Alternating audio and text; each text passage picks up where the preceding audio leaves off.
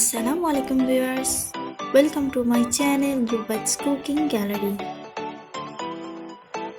আমার আজকের রেসিপি ধনে পাতার পাকোড়া। ইফতারে এই পাকোড়াটা বানিয়ে পরিবেশন করতে পারেন, আবার বিকেলে স্ন্যাক্সে গরম গরম পাকোড়াটা বানিয়ে খেতে পারেন। তাহলে চলুন রেসিপিটি শুরু করা যাক।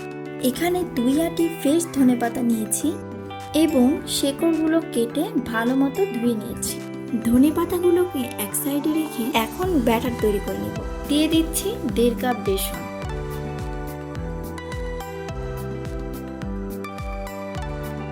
বেসনে অ্যাড করছি 1 চা চামচ রান্নার রেগুলার তেল। আপনারা চাইলে স্কিপ করতে পারেন। বেসনে তেল অ্যাড করার কারণ ভাজার সময় ধনে পাতার পাকোড়াতে তেল কিছুটা কম টানবে। তেলটা এখন মিশিয়ে নিচ্ছি।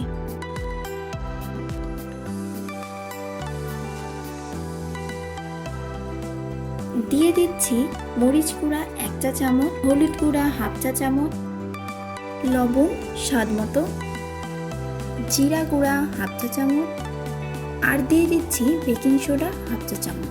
শুকনো উপকরণগুলো মিশিয়ে নিই। এরপর দিয়ে দেব আদা বাটা 1/2 চা চামচ, রসুন বাটা 1/2 চা চামচ।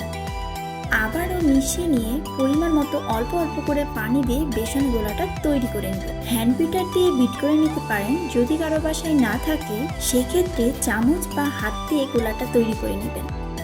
এই পর্যায়ে দিয়ে দিচ্ছি 1/2 চা চামচ গোলমরিচের গুঁড়া। আপনারা চাইলে স্কিপ করতে পারেন।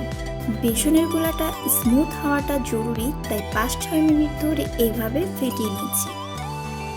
ঘনত্বটা খুব বেশি পাতলা করা যাবে না। চুলায় মিডিয়াম আঁচে প্যান বসিয়ে পর্যাপ্ত পরিমাণ তেল গরম হতে দিয়েছি। এরপর ধনে পাতার 5-6টা ডাঁটা একসাথে নিয়ে ব্যাটারে ডুবিয়ে ভালো মতো কোট করে তেলে ভেজে নেব। ভালো মতো ভাজার জন্য এপাশ ওপাশ উল্টে পাল্টে দেব। পাকোড়াগুলো লালচে হয়ে আসলেই তেল ঝরিয়ে উঠিয়ে নেব, আর একই রকম ভাবে সব পাকোড়াগুলো ভেজে নেব। তৈরি হয়ে গেল ধনে পাতার মুচমুচে পাকোড়া। আপনারা রেসিপিটি ট্রাই করে দেখবেন, আশা করি সবার ভালো লাগবে।